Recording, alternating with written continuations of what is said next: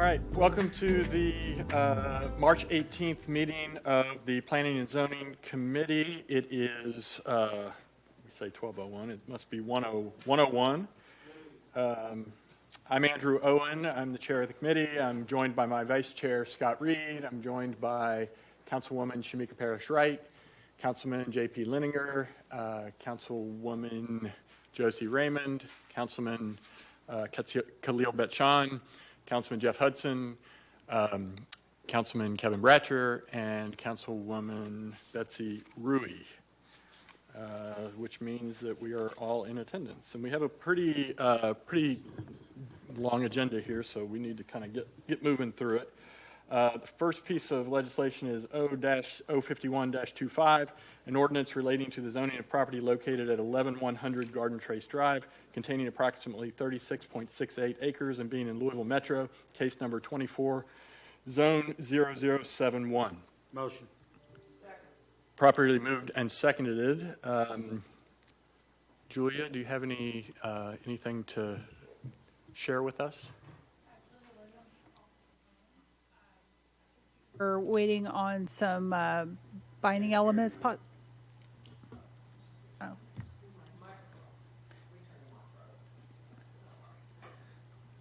Is this better? Okay. Thank you. Julia Williams, Office of Planning. So I believe the applicant was working with the county attorney on some possible binding elements. So that I don't know if anything came to a resolution. Councilman Hudson. Thank you, Chair. Yeah, this was held at our last committee meeting so that we could look into a few concerns that I had. I have since then met with the applicant, and he was able to answer my concerns satisfactorily. And as a result of that meeting, a binding element has been proposed that I'd like to make as a motion, please. If I can have Travis read the binding element into the record, please. I'd be happy to. The proposed amendment is also on the system for anyone who wants to read along. This would be binding element number 8. Applicant shall work with the Planning Commission staff to add enhanced landscaping on the southern boundary of the property with the intent to fill in gaps between mature trees that will remain on or around the southern property line. Just a bit of commentary on that. So there's a significant amount of trees that are meant to be preserved, but sometimes in clearing and grading and afterwards, once you take down what you're intending to take down, there are visual gaps created. And so the intent is to make sure this is a solid wall of vegetation between this property and the adjoining property to the south. And then the standard binding element as well, Yes, which would be number 9. Any significant increases to the pro structures, e.g. increases in building height, number of units, number of buildings, any increase in density in the property, any changes in use on the property which directly or indirectly require a public hearing before the Planning Commission or subcommittee thereof, and or any amendments to the binding elements other than I, the addition of new binding elements, 2I, changes to binding elements that merely update the public hearing date, or 3I, updating a previous version of this binding element to reflect the current language, shall be reviewed before the Planning Commission with final action to be determined by Metro Council. So we have that amendment in front of us. Do we need a second on that amendment? Can I get a second, please? Second. Oh, you did. Okay, excellent. So we've got an amendment in front of us. It requires a voice vote. All those in favor, please say aye. Aye. All those opposed? The ayes have it. Do we have any more discussion on the, more broadly, the amendment is passed? I'll open it up for Councilwoman Rui. Thank you. Julia, I asked you to check on the drainage for that area. Were you able to find out any more? Yes. So let me pull up the plan real quick.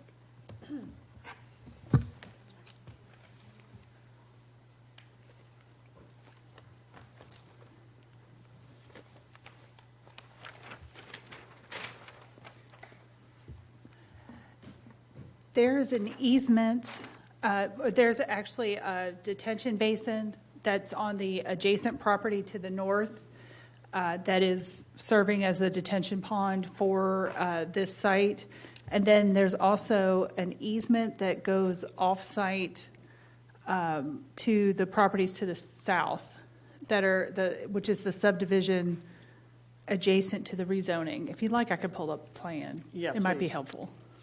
Save me from trying to find it on here.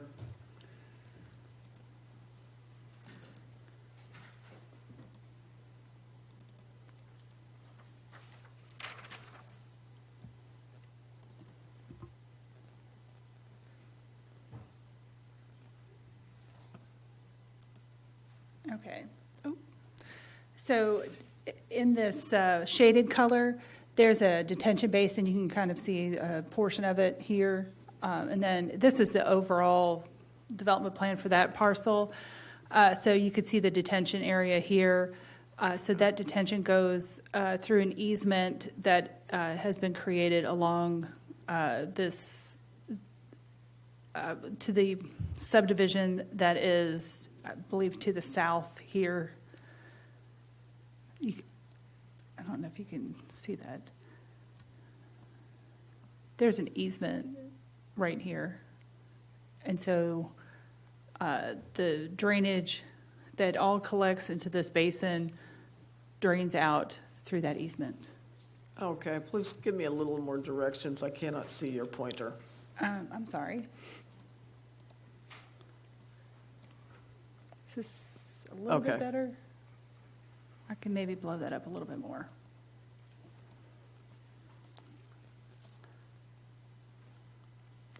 So the whole neighborhood is intended to drain into that area?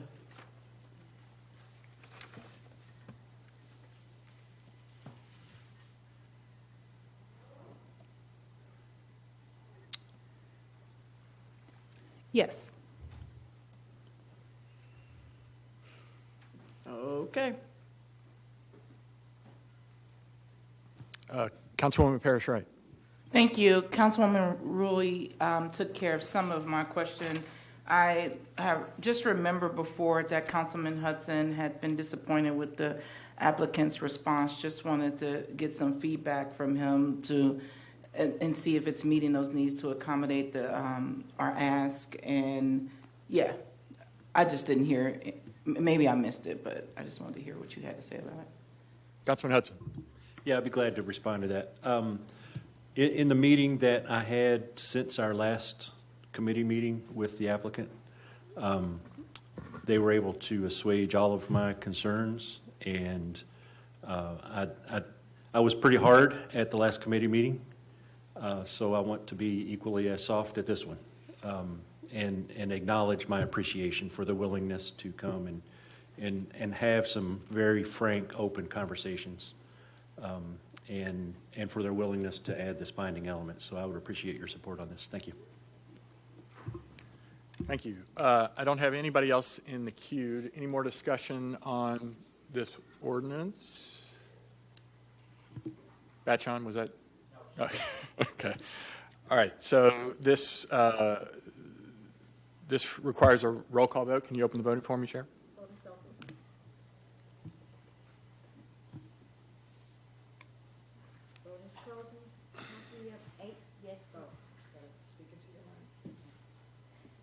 Chair, you have 8 yes votes.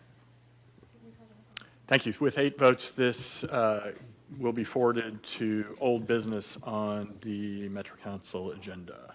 Item number 2 is O-060-25, an ordinance relating to the zoning of property located at 11401 Race Road, containing approximately 2.4 acres and being in Louisville Metro, case number 24, zone 0115. Move. Second? All right. Properly moved and seconded. Maybe we'll start with Travis. I think he has an update for us on this one. I do, and I don't know if I initially introduced myself. Travis Feaster, Assistant County Attorney. So this is the sort of, it's related to the Old Bardstown Road case, which we had a special meeting for last Tuesday and passed a return to the Planning Commission on Thursday. Our knowledge or awareness at that time was that this case was not affected by the notice issues. I talked to the applicant's attorney on Friday after the council meeting to sort of update on what had occurred, and they, to their credit, brought up some issues with this case as well that I was not previously aware of. I don't think staff was either.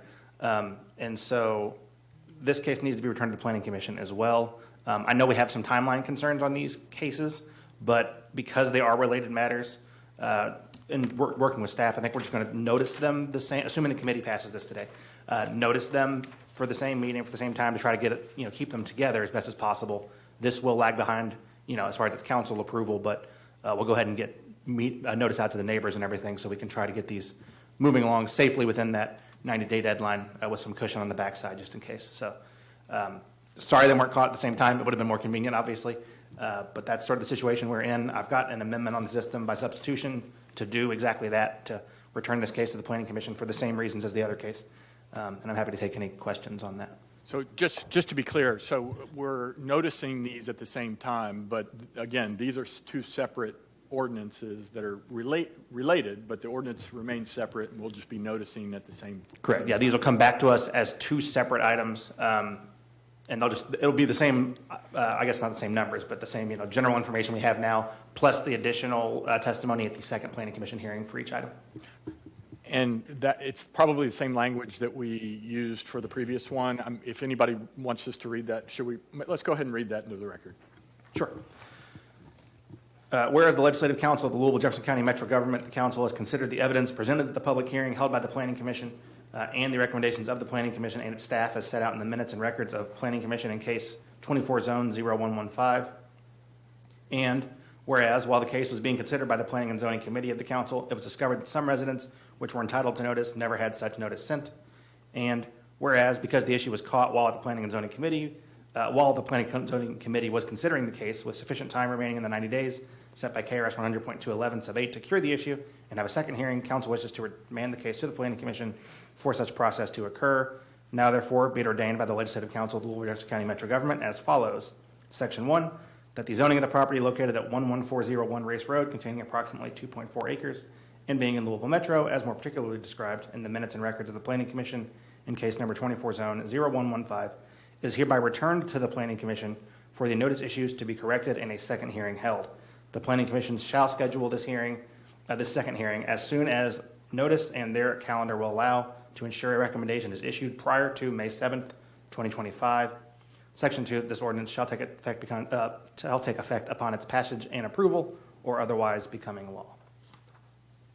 And so this is an amendment by substitution. So we need to vote on this amendment. And we can do that with a voice vote? And a motion. Can I get Second. and a second? And, okay, any more discussion before we have a voice vote on the amendment by substitution? All those in favor, please say aye. Aye. All those opposed? The ayes have it. So any more, so now we need to vote on the sending it back, right? Any more discussion before we open? Well, I'll yield to Councilman Bratcher because my question was, where was he on this? And then I think the amendment acknowledges that some in the community had concerns with it being so close to residential, but also acknowledging the concerns of people who didn't get noticed. So my other part of my question was where Councilman Bratcher was on this. Councilman Bratcher. Well, I have questions for Travis, and basically for the record. If this passes and goes back, it starts right from the neighborhood meeting again, right? So we were just having that conversation, actually. So yes, the folks who were not initially noticed weren't noticed for neighborhood meeting or a zoning meeting. So there'll be a new neighborhood meeting held for those folks to review the plan, and then that'll be followed up by a second Planning Commission hearing where they can come and testify to the commission. And the second question is, does the 90-day clock start again today, or when does that start again? Or does it start? Admittedly, there's not super crystal clear case law on this, which is why we're careful about sending cases back to the Planning Commission, one of the reasons. But our interpretation has pretty consistently been that if a second recommendation is issued prior to that 90 days expiring, that the clock starts over. Because the 90 days really starts at the date the Planning Commission makes a recommendation. So there is sufficient time here, again, because we're going to go ahead and notice both cases together, that both of these should, I think there's an extra Planning Commission meeting in case there's a continuance or something. So there should be sufficient time to get this done and to have new recommendations and a new clock before that May 9th date. May 7th date. And thank you, Councilman, 3rd District. The residents there are, they're keeping an eye on everything that's moving out there, and they caught this, and they're just telling all the groups that are coming out to the area there that you have to cross your T's and dot your I's because a lot of people are watching. But there are some binding elements that I hope that the commission or the developer will go along with that'll make it easier. So thank you for that question. I appreciate that. But I'm ready to go on it. Thank you, Councilman Bratcher. Any more discussion? Okay, this requires a roll call vote. Can you open the voting, please, Cheryl? And again, a yes vote would send this back to the Planning Commission. Voting's closing. Chair, you have 8 yes votes.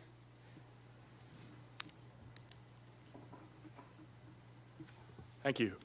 Our next item of business is number 3, O-068-25, an ordinance relating to the zoning of property located at 1104 Logan Street containing approximately .1 acres and being in Louisville Metro, case number 24, zone 0116. Second. Properly moved and seconded. Just as a note here, this is in District 6, and so Councilman J.P. Leninger has a vote on this as well. Julia, can you provide us a little information here? Thank you. Yes. So this is 24 Zone 116, the Idlewild expansion. This is located in Council District 6 at 1104 Logan Street. The existing zoning, or the existing use is office residential. The proposed use is commercial industrial. This is the zoning district map. The existing zoning is OR2 in the traditional neighborhood form district. The proposed zoning is commercial manufacturing in the traditional neighborhood form district. The request was a change in zoning from OR2 to CM. There was a waiver and a detailed district development plan with binding elements. The proposal was to expand the existing butterfly farm at 1100 Logan Street. The manufacturing of pollinating, the use is the manufacturing of pollinating insects and the production of equipment such as gardening accessories, nature, merchandise, and plants. The Idlewild Butterfly Farm is a USDA inspected and permitted facility that raises, sells, and displays a variety of insects for the purpose of biological pest control as well as entertainment. This facility consists of a containment room where the insects are kept, reared, and a retail space. So this is the applicant's development plan. This is the subject property. And then adjacent properties across Logan Street. The applicant held their neighborhood meeting on September 17th, 2024. The Land Development and Transportation Committee held its meeting on January 23rd, 2025. The Planning Commission held its public hearing on February 20th, 2025, where there was a motion to recommend approval for the change in zoning from OR2 to CM, passing by a vote of 8-0. Are there any questions? I don't have a question. I would like to state for the record, I don't know if we'll ever hear this in this committee again. What you said was the manufacturing of pollinating insects, which, Yeah, I know. which is really unusual. So I just wanted to say something about that. Councilman Leninger, would you like to speak to this? Yeah, Idlewild are good neighbors. Never heard anything negative about them. This is the kind of mixed-use neighborhood that people live in Shelby Park for. I've never heard anyone say anything that they were opposed to this project. I urge passage. I don't have anybody else in the queue. Any more questions? Travis? If I might quickly, Julia, it looks like we maybe never got the development plan on this. If we could maybe have that sent over before full council so the members can take a look. Okay. Thank you. Anyone else? Okay, this requires a roll call vote. Can you open the voting, please, Cheryl? Okay.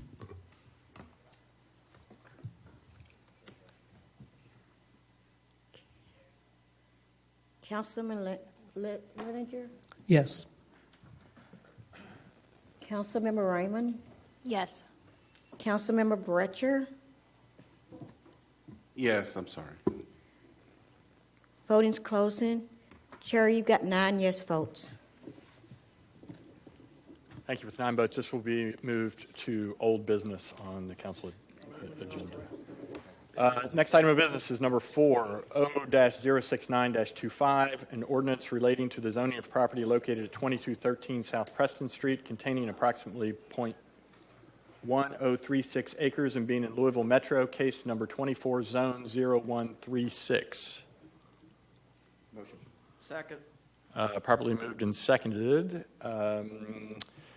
This is in District 15, so Councilwoman Chapel, who has joined us virtually, has a vote on this ordinance. Julia? Yes, this is 24 Zone 0136. This is located in Council District 15 at 2213 South Preston Street. The existing use is commercial and the proposed use is commercial. The existing zoning is C1 in the traditional marketplace corridor, and the proposed zoning is C2, also in the traditional marketplace corridor. This is a change in zoning from C1 to C2, and a district development plan was included with the request. As you mentioned, this is .1036 acres. The proposal is for a tattoo parlor. There's limited buildable area due to an existing cell phone tower that's located behind the property, and then access to the site will be from an adjacent alleyway. This is the applicant's development plan. You can see the cell tower in the back. This is the subject property, the existing structure here, and then adjacent properties. The applicant held their neighborhood meeting on October 30th, 2024. Land Development and Transportation Committee held its meeting on January 23rd, 2025, and the Planning Commission holding its public hearing on February 20th, 2025, where there was a motion to recommend approval of the change in zoning from C1 to C2, passing by a vote of 8-0. Are there any questions? Councilwoman Chapel, would you like to speak to this? Sure. Thank you, Chair. And while I have the floor, I will say that I love Idlewild. That's such a wonderful place to go. They have events through the year. And so if you're into insects or maybe want to be into insects, go check it out. But regarding this property here, it's slated to be a tattoo parlor, and it's a commercial property currently that's vacant. And so I spoke to the neighborhood association, and they are very excited for this property to have any sort of activation and welcome a tattoo parlor as neighbors. I think that's a lot more favorable than a bar or something of the likes. But this has support of the neighborhood, and it has support of me. So I hope that my colleagues will also vote in support of it. Thank you. Thank you. Councilwoman Parrish-Wright. Thank you, Councilwoman Chapel, and thank you, Mr. Chair. I'm new to planning and zoning. This is an area I study a lot on because I don't know as much as I do in other areas. I did notice, and I'm in support of this, but I noticed that I didn't see there's not a binding element, and then it says the hours of operation are slated to be 1 p.m. to 7 p.m. Is there anything around that would stipulate that, or is there anything that, do we just not need a binding element? Councilwoman Chapel, is that, maybe that's a question for you to answer? Sure. That's not a requirement of the zoning. That's just something that the applicant had verbally said. So if they wanted to expand their hours or, be in that space at other times, that I think that would be fine. But I'm open to putting the standard binding element to this if we need to, if we feel like we need to. It's kind of, in my eyes, zoning down. So unless that's a misinterpretation, then I'm fine either way. But thank you for bringing that up, Councilwoman. Thank you. Well, I mean, there would have, if it's related to the operating hours, that would have to be a specific binding element. And then, the standard binding element would be up to you. It's not something that's certainly required. Let's hold off. I'll speak to the neighborhood, and if they feel like they need to add it in, then I'll just pull it off of what I'm hoping will be the consent calendar, and then we can add that binding element if that sounds agreeable. It'll be on old business regardless as a zoning case, so Oh, yeah. it would be easy. Anybody else have any questions or concerns about this? I don't think I have. update here, but I don't think I have anybody else in the queue. Any other questions or concerns? Okay, this requires a roll call vote. Can you open the voting, please, Cheryl? Voting's open. Councilmember Chapel, Yes.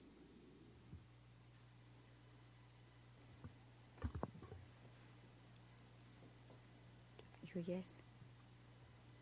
Yes, please. Voting's closing. Chair, you have 8 yes votes.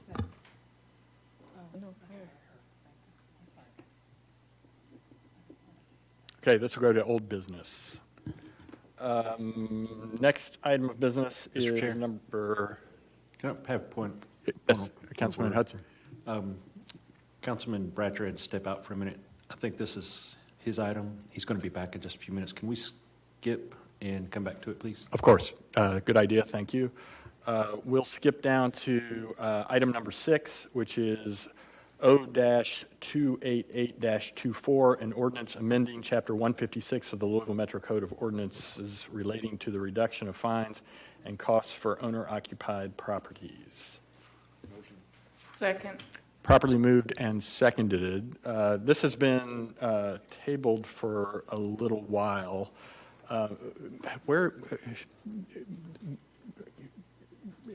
Travis, would you be the best to update this, or Julio? No. Can you? Oh, Robbie, you can provide an update, please. Thank you. Can you all hear me? Yes. Robbie Howard with the Jefferson County Attorney's Office. So the only change that we've made recently to this, and I think I'm speaking to what you're asking, is to have the Office of Management and Budget review lien waiver request as opposed to the Department of Codes and Regulations. And when you look at the amendment section, it's in section D, and then it's the 4th line down, and you'll see that most updated change. Was there anything else you wanted me to speak to? So that what that change does is the original ordinance had proposed that this program be a standalone program within codes and regulations, and the change basically just folds it into a program that currently exists within OMB. So it's kind of a more efficient way to administer this program.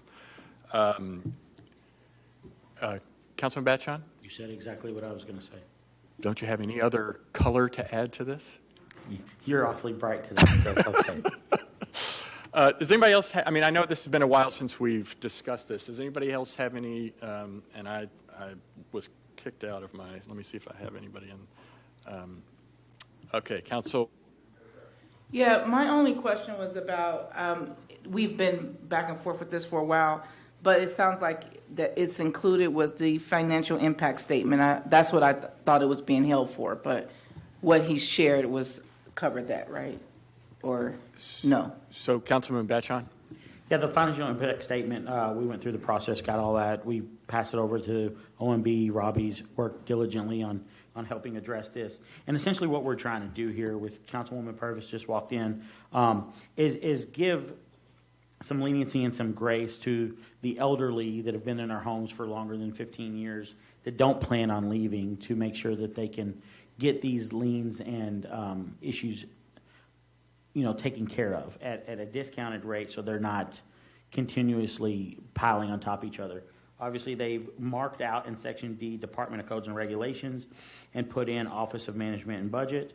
And I can read this, but 40% reduction in the amount of liens not to exceed over $15,000. At the end of the day, we're trying to make it easier for our constituents to live, to pay their bills, and be in compliance with the codes and regs.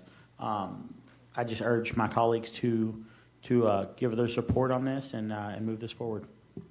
So this was sponsored by Councilman Batchon, and also sponsored, we've been joined by Councilwoman Donna Purvis, and she was also a sponsor on this. So could you speak to this as well? Would you like to?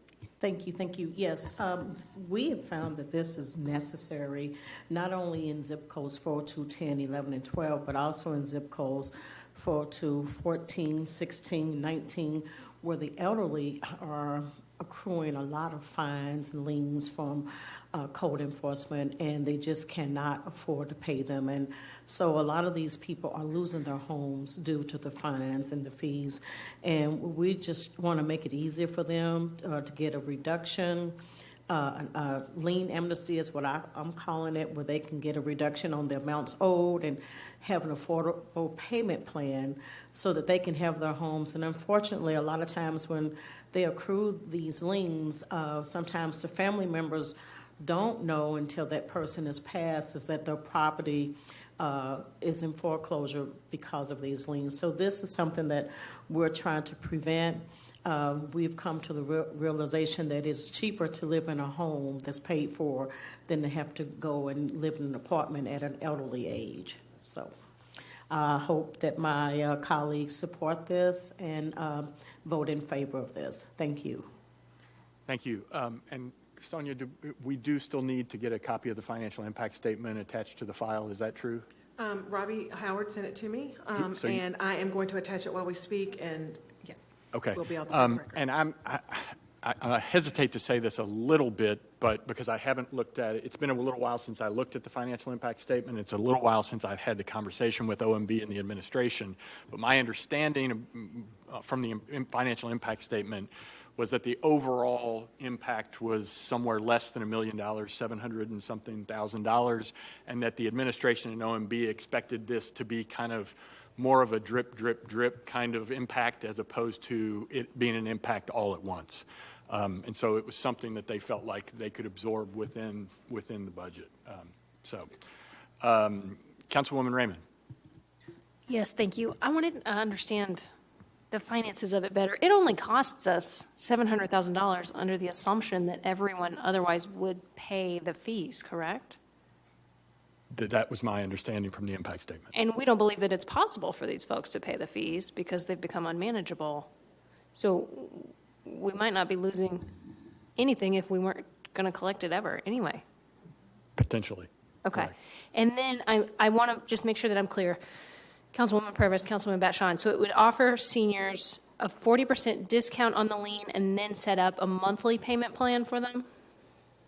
It should be an affordable monthly payment plan that would erase the liens and the fines. So just paying principal.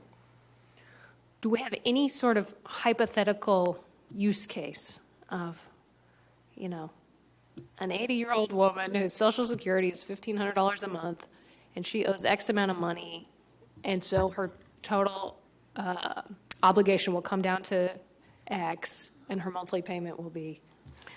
I don't have any hypothetical example, but I can tell you that I would say the majority of the seniors in District 5, they're bringing in less than $1,100 a month in income and Social Security. So with everything else that's going on, just trying to make it bearable for them to be able to pay this and stay in their homes is very important. Mm-hmm. Councilman Batshon, did you have a Yeah, thank you, response to that Chair. as well? Great question, Councilwoman Raymond. So I have an actual example, not specific to this amount of fees, but an example of a senior citizen that lives in District 25 that had been getting cited on multiple occasions for a shed that she couldn't maintain in her backyard anymore. It had just been, she'd been there for 45 plus years. The shed was falling down. It was dilapidated. By the grace of our great codes and regs workers, he reached out to me and said, what can we do to help this lady, because I don't want to cite her anymore. And what we did in my district, because these fines would have accumulated upwards of buying 10 of these sheds over the years. And we're still facing it where he, on his, or I don't know if I should say this, but we are working with a demolition company to come in and remove the shed at no cost for her, at no expense, to make sure that she can not accumulate these occurring fines that would have been happening. So we were trying to be as proactive as possible in this situation. So these things are occurring across the county, and who knows the number that's occurring in, but it's a real life situation, and we want to make sure that these seniors are able to live comfortably in their homes and not have to worry about something like this whether their kids are not living in town anymore or whatever the case may be. This is a real problem. We want to make sure that we do what we can as the servants and as of the people to make sure that these people are taken care of in our communities. Thank you. That's really helpful. And what entity, is it Codes and Regs, or no, it's OMB who will set this monthly payment? My concern there is that, I wonder if we want to have involvement in that if we're able to, so that we're not essentially giving our seniors a student loan payment, right? That becomes an additional stressor. If I'm not mistaken, I think we're eliminating any of the fees and interest that have been accrued on these, and it's a principal-only loan. So I hear you. Yeah. I'd defer to Robbie on that, but if that's okay, Chair? I'm not sure I'm answering your question, but I wanted to clarify. What this section says in terms of a payment plan is that no interest accumulates during the payment plan. So that 40% that we're talking about reduction, that's a reduction against the total amount up to $15,000. So they would still owe interest. And when you look at the full debt that's owed, we're not waiving that. You're just waiving 40% of the full debt. And then the payment plan just takes into account you're going to make payments towards that debt, but there's no waiver of interest or anything of that nature other than it doesn't accumulate while you're on the payment plan. Does that make sense? Are you able to give us a hypothetical case study? I would not be able to give you a hypothetical case study. What's the average amount owed? I have no idea. That would be a question for the budget office. I want to support our seniors. I'm in support of this bill. I hope that we can revisit it and make sure that it has done enough. I worry if that discount is not enough and if that monthly payment is still too much, if we might need to look at some other ways to provide relief. Thank you, Councilman Hudson. Thank you, Chair. And I liked my colleague's comment about we're not really losing $700,000 if we were never going to get it in the beginning. We've all got that person in our family that you give them a loan, you know you're never getting it back, right? So, but I just wanted to acknowledge my appreciation to the bipartisan effort that's gone into this. It's the right thing to do. And I don't know that it's been mentioned here today, but it's not a total amnesty program in that the offending item has to be corrected. It's the onerous interest and fines that are being forgiven, and then the principals are discounted. So I appreciate what the my colleagues have done to bring this to us, and I'll be in full support of it. Thank you. Any other questions or concerns? I don't have anyone else in the queue.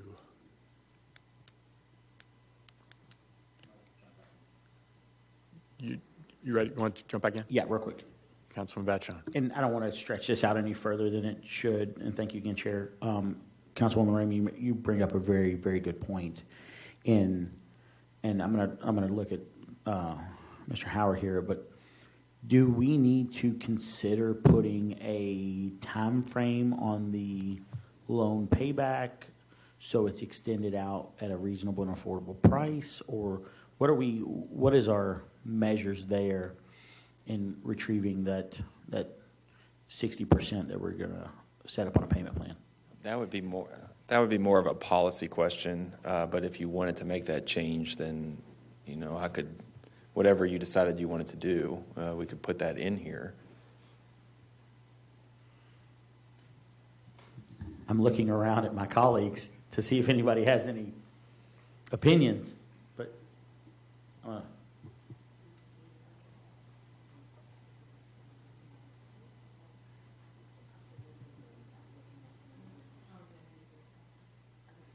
Councilman Bratcher.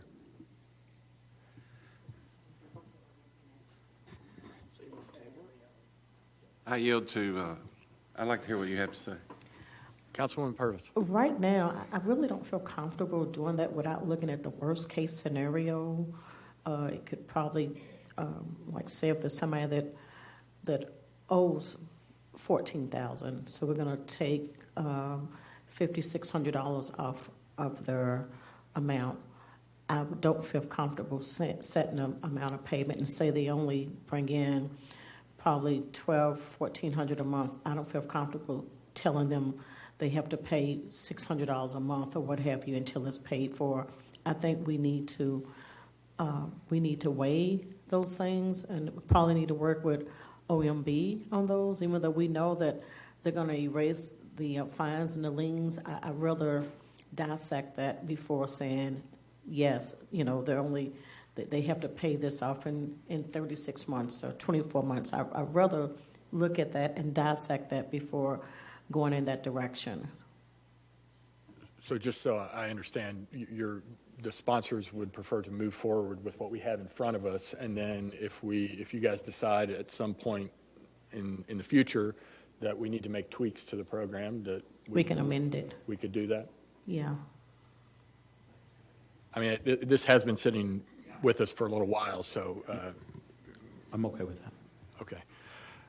Councilman Bratcher, did you get? Well, I'll just throw my 2 cents out there. It's with MSD going up and property rates going up, it's just getting harder and harder for the seniors to pay. I mean, I hear it from it all the time. Is there any way, like in Councilman Bashon's example, like if the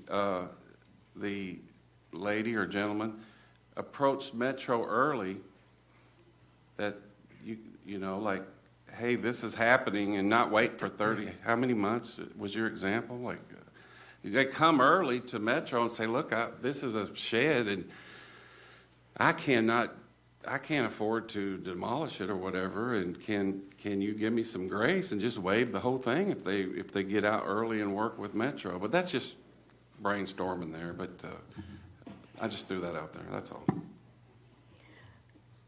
Councilwoman Purvis. Councilman Bratcher, I agree with you, but a lot of these people have pride. A lot of them won't let you know when they have problems. They believe in paying their own way, and they, do everything to make things possible, to skip out on taking the medicine or eat less or do whatever because, a lot of them fear government and they want to do what's right. So I agree with you, but this is where we at least can start. Maybe work on something like that in the future. I do agree with you on that. Councilman Batchel. Thank you, Chair, and I'll end it here if I can. But to Councilman Bratcher's point, I want to clarify that situation and that example. It's the contractor is removing this shed at no cost to this lady, but at the end of the day, we have a bigger problem too. We reached out to SWIMS, and they would not waive the fee for the contractor to dump at the site, at the waste site. So it's another $350+ that the contractor is going to have to pay to make the dump for this. So we look, we've got bigger problems here, but I think we need to move this forward and come back and look at the bigger issues. Councilwoman Parrish-Wright. Yeah, I just I support what Councilwoman has said, and the sponsoring Councilwoman as well as Councilman Bachchan. I definitely want to see more of our seniors age in place. I think that's important. I just had a Cafe Louis at our Shively City Hall and was talking to the people, not just with PVA, some other folks, that a great deal of our seniors are not even using the homestead like they use. So I am in support of this, but I think there's also a piece of us just thinking about what you're saying, Councilman Bratcher, about getting this information to all of our seniors. And I think it's all of our jobs to do that in our roles, and also making sure we're bringing it to the community. As Councilwoman Purvis has said, there's a big digital divide, especially with our seniors. And so if there's an extra step for them to take, if we don't find a way to bring that to them, it's going to be harder for many of them to take advantage of this. Just as many are not taking advantage of the homestead taxes, the support that they have. So anyway, I'm committed. I support this. I just want to say that there also needs to be another level of us bringing it to more of the seniors, whether that's through outreach, through door-to-door, through other through nonprofits or something. But not all of our seniors are even using the homestead advantage. Councilwoman Raymond. Thank you. Please bear with me. So I cooked up my own use case, right? So going off of some of the data that Councilwoman Purvis shared. So if someone owed $14,000, right, and then less 40% would mean they owe $8,400. And then if their monthly payment was set at 5% of their income and they brought in $1,200 a month, I think we might assume that 5% is reasonable. It would feel unreasonable for somebody who is finding that every dollar is accounted for right now. That'd be $60 a month, $720 a year in this monthly payment plan. It would take them almost 12 years to pay off that $8,400 that they owed. So if they made it that long, right, great. If they didn't, it feels like what we're really doing is lowering the burden on that next generation, right? So we can maintain that generational wealth of passing down this property. And so I would love for us to pursue the next step, which is to say that whether this process plays out or not with a certain individual, there is a mechanism to apply this sort of a discount in payment plan at the transfer of the property so that the next generation benefits as well.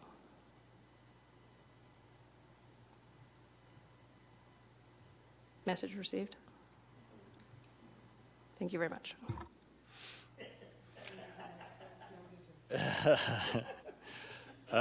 Thank you. Received. So I've been alerted by the clerk that we have the amendment before us that Robbie read. And so can somebody make a motion? Motion. Motion, And a second.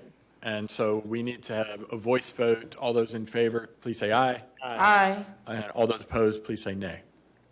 So the amendment passed. Councilwoman Chapel.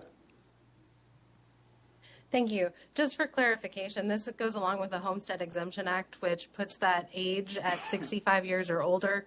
Is that applied to this legislation as well? Yes. Thank you. We have the amended ordinance in front of us. Any more discussion, questions about the amended ordinance? This requires a roll call vote. Can you open the voting, please, Cheryl? Vote is open. Vote is closing. Chair, you have 8 yes votes. With 8 yes votes, this will be forwarded to old business. So we're going back to item number 5, which is O-070-25, an ordinance relating to the zoning of properties located at 9300 and 9308 Old Bardstown Road, 10313 and 10311 R, Thixton Lane, and parcel ID number 066600250000, containing approximately 62.24 acres and being in Louisville Metro, case number 24, zone 0088. Motion. Properly moved and seconded. Julia? This is 24 zone 0088, Windcrest Farms, Section 3. This is located in Council District 22 along Old Bardstown Road and Thixton Lane. The existing use is residential, with the proposed use of also being residential. The existing zoning is R4 in the Neighborhood Farm District. The proposal is for R5 and planned residential development in the Neighborhood Farm. The request is a change in zoning from R4 single family to R5 single family and planned residential development with a detailed district development plan and binding elements. The site is mostly undeveloped. The structures that do exist are not proposed to be preserved. The proposal is for a 288-lot subdivision, 248 detached units, 38 semi-detached units, and 2 lots which may either be detached or semi-detached. And then required open space is also being provided on the site. So this is the applicant's development plan. So you can see there the sizes of lots, some smaller, medium, and a little bit larger lots. So this is the subject property along Thixton Lane, the subject property along Old Bardstown Road, and then the adjacent property, there's a cemetery along Old Bardstown Road, and then the existing Windcrest Farms development on Old Bardstown Road. The applicant held their neighborhood meeting on June 13th, 2024, with the Land Development and Transportation Committee meeting on January 23rd, 2025. The Planning Commission held its public hearing on February 20th, 2025, with the motion to recommend approval of the change in zoning from R4 to R5 and PRD, passing by a vote of 8-0.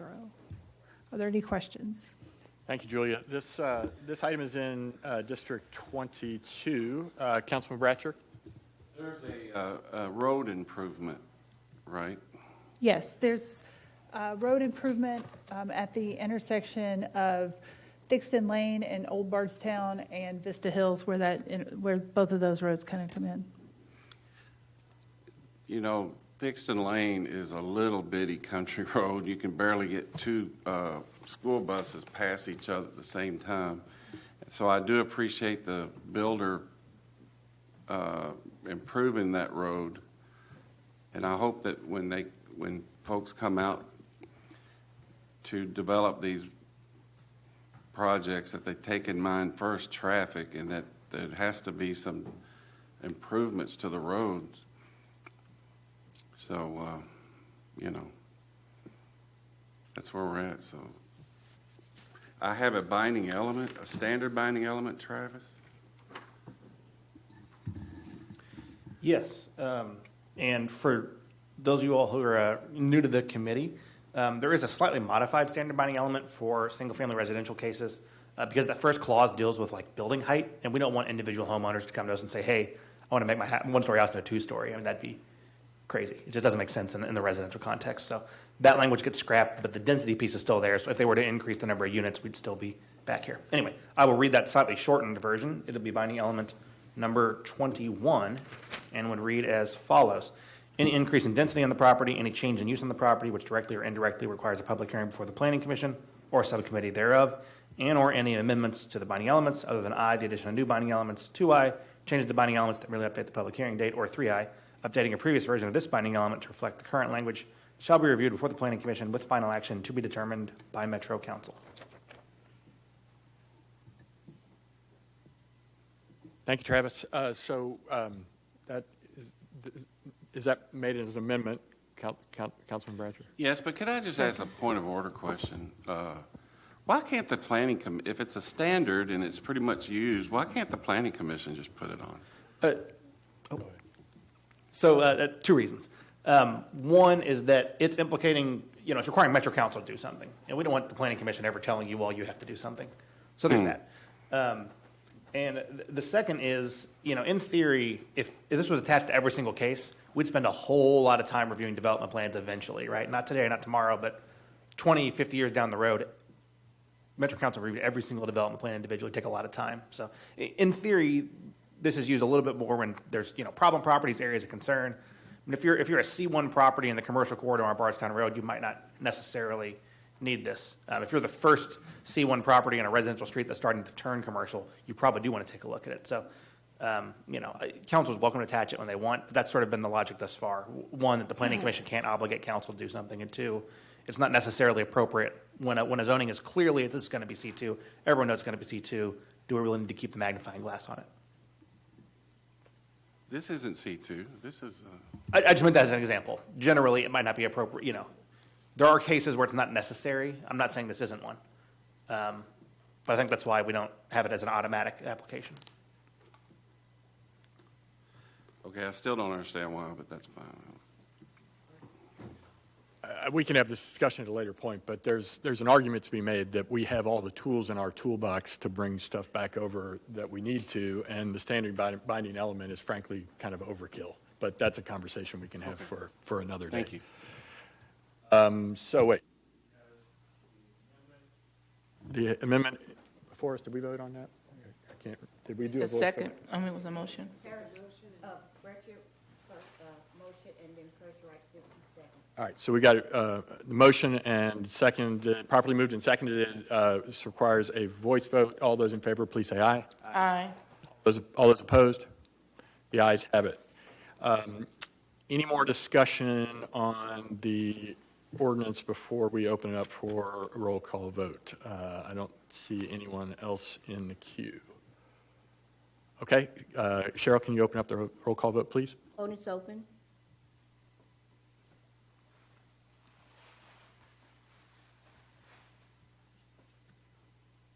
Voting is closing. Chair, you have 8 yes votes.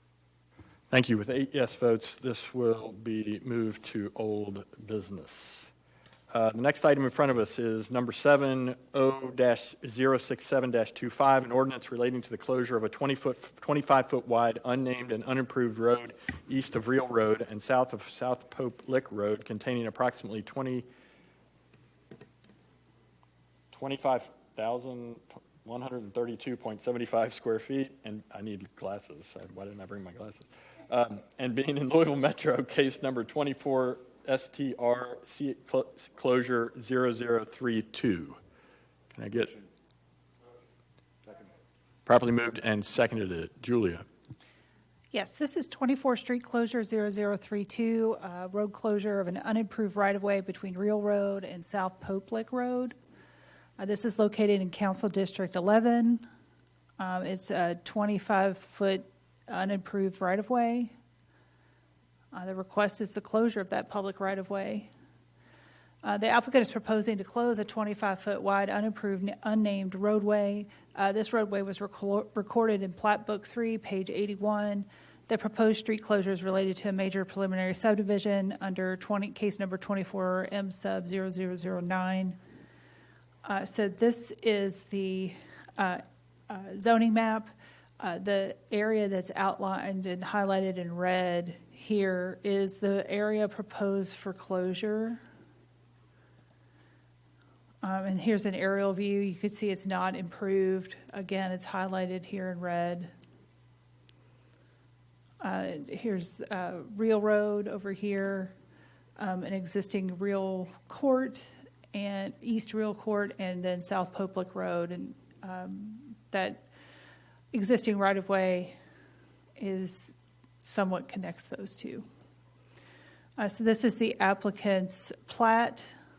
You can see this is the area of the existing right-of-way to be closed. This is the subject property. You can see it's unimproved. The Land Development and Transportation Committee held its meeting on February 13th, 2025. The Planning Commission held its public hearing on February 20th, 2025, where there was a motion to recommend approval of the closure, passing by a vote of 8-0. Are there any questions?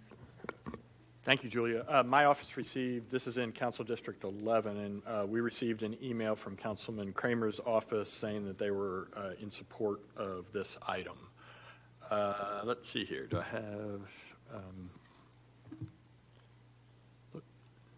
Anybody have any questions or concerns? I don't see anybody in the queue. Okay, this item requires a roll call vote. Can you open the voting, please, Cheryl? Vote is open.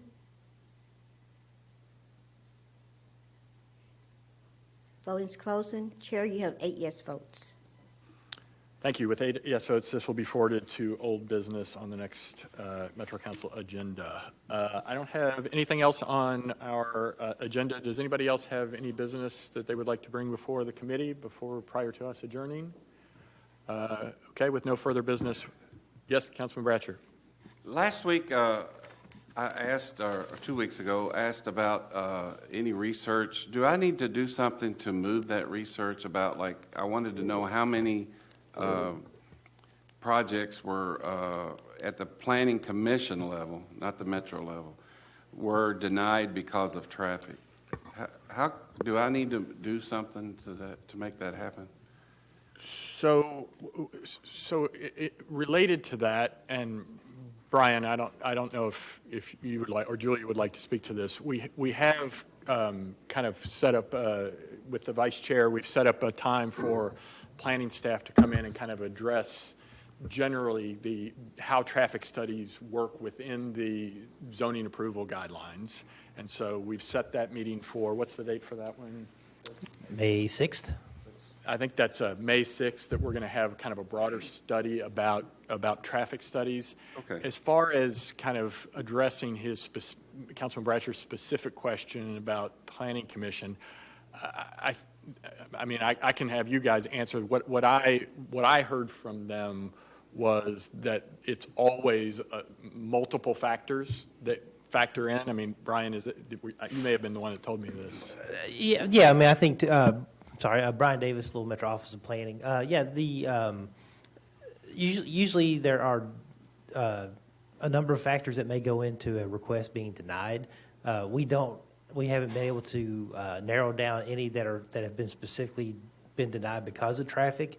But what we can do between now and May 6th, if it's okay, we can take a look at cases and see where traffic may have been mentioned as a contributing factor in the whereas statements that were created by the Planning Commission when they're making recommendations for denial. Thank you, Brian. Thank you. Anybody else have any more questions, concerns, business before us? Vice Chair Reed. Very quickly, it's my hope that we have on the 6th, of just a very robust discussion about not only Councilman Bratcher's concern, but also just being proactive when it comes to roads and road development as it relates to development in ways that I know that other cities do it. I think in the past we've been told, we don't have a study or a road study or anything like that. It's not funded. But maybe what your wish list would be in that regard. I've heard that other cities do that, and to my knowledge, we don't do that. It may not be the case, but my understanding is that we don't.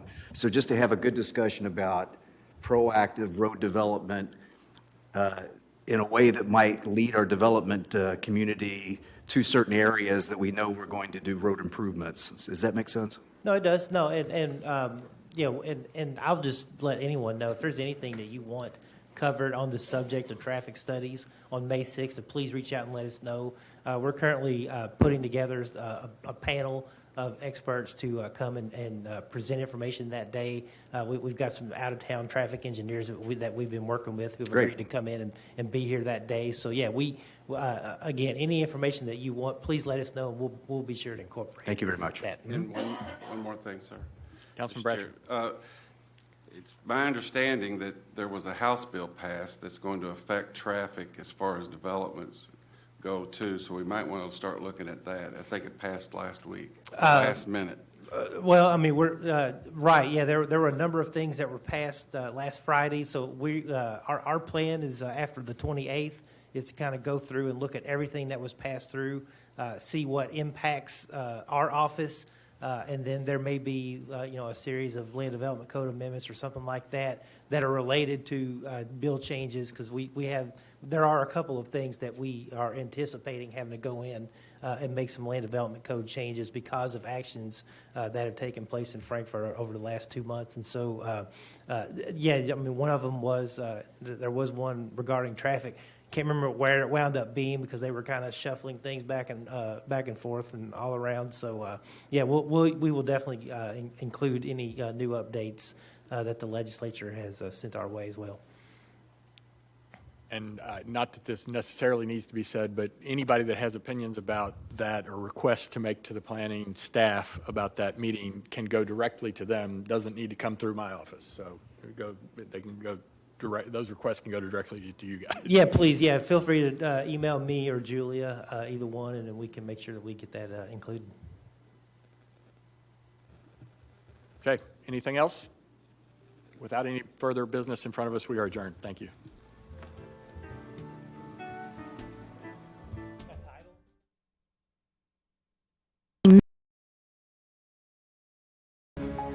Water quality treatment centers ensure that the water meets or exceeds regulatory standards before it's released back into local streams and the Ohio River. Next up, stormwater management. What happens when we get heavy rains or after it snows? All of that water has to go somewhere.